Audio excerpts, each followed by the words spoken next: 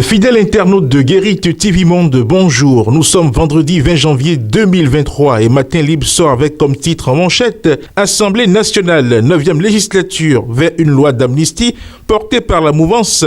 Point d'interrogation. À l'issue du scrutin législatif qui s'est déroulé dimanche 8 janvier 2023, le parti Les Démocrates s'en est sorti avec 28 députés sur les 109 sièges disponibles. Si le nombre de députés est loin d'être suffisant pour permettre le vote d'une loi d'amnistie en faveur des prisonniers politiques et du retour des exilés politiques, toute chose qui concourt à la décrispation de la situation sociopolitique, il n'est cependant pas exclu que les députés de la mouvance perçoivent la nécessité d'y apporter leur touche afin de franchir ce cap. Et ceci au nom de l'unité nationale tant prônée par tous.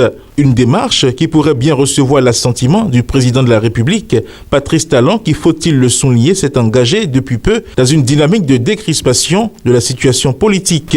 Si le chantre de la rupture a ouvert les portes du palais à son prédécesseur, Dr Boni-Yayi, malgré tout ce qui a pu mettre en péril l'amitié et les liens, il y a de chances que ce dernier ne s'oppose à ce que les députés de la mouvance donnent leur quitus au vote d'une telle loi. Loin du desk politique, à présent, MTN Momo Promo, Elisabeth Amonlay en poche, 10 millions de francs CFA. La gagnante du gros lot de la promo MTN Mobile Money est connue. Elisabeth Amonlay a reçu officiellement son chèque de 10 millions de francs CFA ce jeudi 19 janvier 2023 à la faveur d'une cérémonie qui s'est déroulée dans les locaux de la direction générale de MTN Bénin à Cotonou. Toujours dans l'actualité ludique, Loterie nationale du Bénin, le gagnant du jackpot PMU reçoit son chèque ce jour à Boïcon. C'est un chèque d'une valeur de plus de 25 millions de francs CFA qui sera remis dans les mains du gagnant PMU du jackpot du vendredi 23 décembre 2022 dernier. Ce sera ce jour vendredi 20 janvier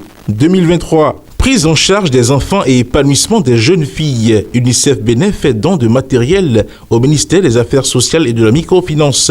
Les locaux du ministère des Affaires sociales et de la microfinance à Cotonou ont servi de cadre ce jour, 19 janvier 2023, à une cérémonie de remise de matériel destinée à la prise en charge des enfants et à l'épanouissement des jeunes filles du Bénin. Offert par UNICEF Bénin avec l'appui financier du Canada à ce ministère, ce don vient en soutien aux efforts des chefs des centres de protection sociale et autres acteurs sociaux sur le terrain. Pour finir à présent, baromètre Matin Libre du 20 au 26 janvier 2023. Voici les personnalités dont les côtes sont en os.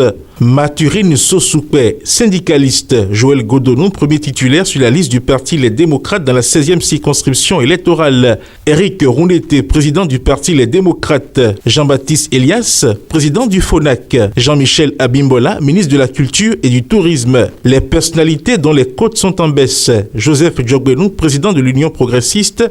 Le Renouveau, Sedami Fagla, député de la 8e législature. Christiane Rondonbo, directrice administrative de l'Union progressiste Le Renouveau. Expérience Tébé, président du Mouvement populaire de libération, qui serait destitué. Et pour finir, Union Renaissance d'Hommes en Christ. La session Zakpota de l'Union Renaissance d'Hommes en Christ est secouée par une affaire de 16 types. Des vidéos de 2 fidèles de l'église en plein débat sexuel ont circulé sur la toile. Plus grave, la femme serait régulièrement mariée. Dans un communiqué, le comité Zoukoline de l'église condamne ce comportement de débauche et d'adultère et excommunie les auteurs. Fidèles internautes de Guérite TV Monde et lecteurs de Matin Libre, le contenu de votre quotidien en sa parution du vendredi 20 janvier 2023 vous est ainsi livré.